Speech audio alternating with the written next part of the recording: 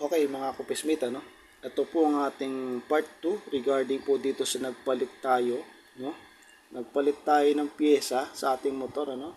So, ito po yung luma nating gamit na regarding sa lumang piyesa ng ating motor, ano? Pero bago yan, dumako muna tayo sa paksa.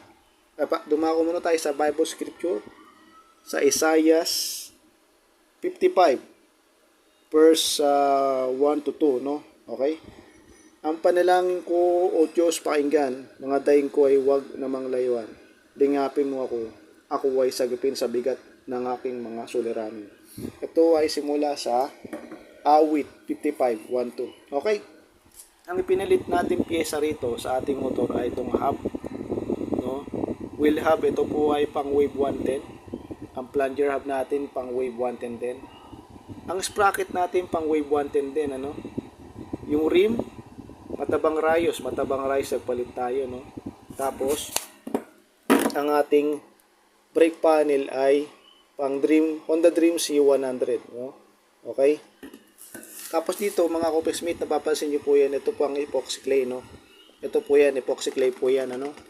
Yan. Tapos mapapansin niyo po dito, may basag po yan dito, no? Kaya tayo gumamit ng epoxy clay. Pagkabit nito, pagsalpak po nito at pagdikit, pag ito tumigas within 4 to 6 hours, pwede mo nang ibato yung, kasi sing tigas po siya ng bato na kapag pinato mo ay mabubukulan yung tatamaan, ano? Okay. Pwede po ito sa playrings ng inyong motorsiklo. Pwede po ito sa wheel hub.